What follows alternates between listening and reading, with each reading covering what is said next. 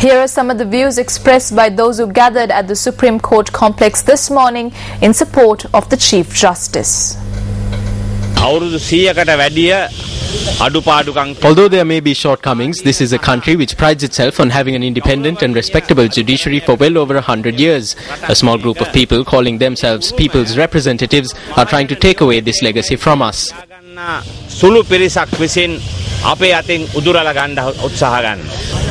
We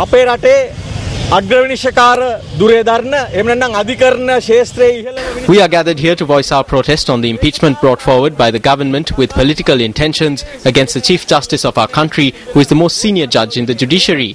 We are also here to provide strength to the Chief Justice, who is facing this fearlessly.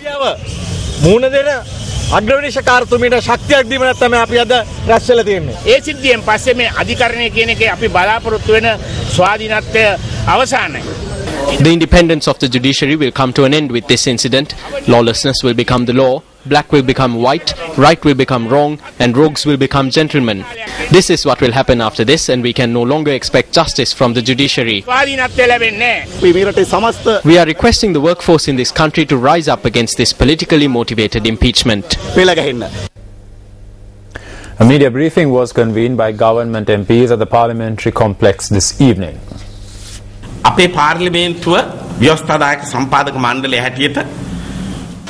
Parliament is the supreme law-making institution mandated by the people, and there is no legal provision for the courts to restrict the activities of Parliament.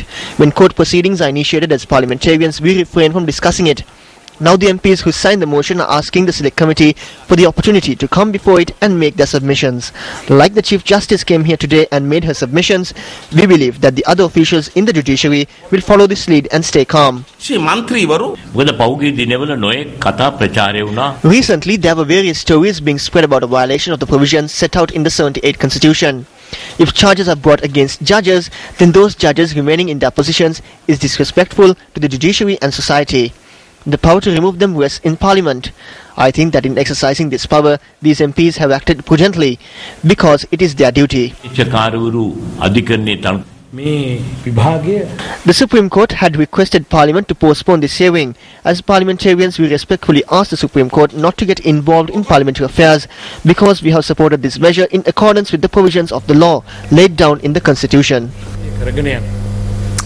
Meanwhile, former Army Commander Sarath Fonseca, who arrived for a court date at the High Court complex in Colombo today, expressed his views on the impeachment motion against the Chief Justice.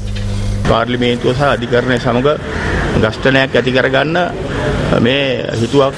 and this government are carrying out arbitrary acts in order to create a conflict between the judiciary and Parliament. If they can go so far as to disregard the Supreme Court and proceed with examining the impeachment motion against the Chief Justice, then we wonder if they would even appoint a military tribunal and produce the Chief Justice before that.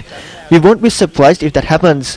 Although we will stand up for the judiciary, should that happen, every day we remember the injustice that we suffered in court.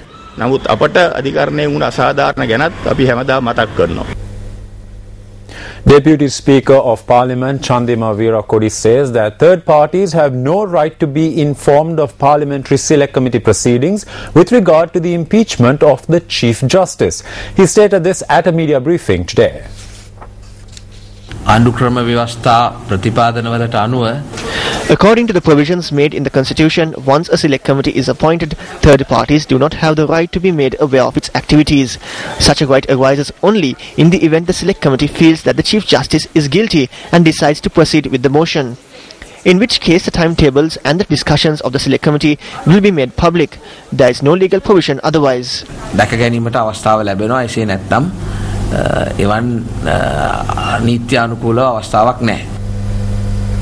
Minister of Justice Rauf Hakim also expressed his views to the media after the completion of the first session of the Parliamentary Select Committee today.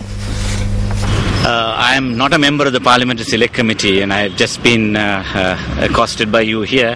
I'm sure the Select Committee is capable of addressing the issues concerned. I must certainly appreciate that the Supreme Court has taken into consideration the need not to go into a confrontation with the legislature. They have only made a request that the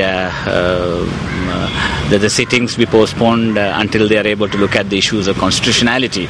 But we must say that the competence of these two arms of government should be respected.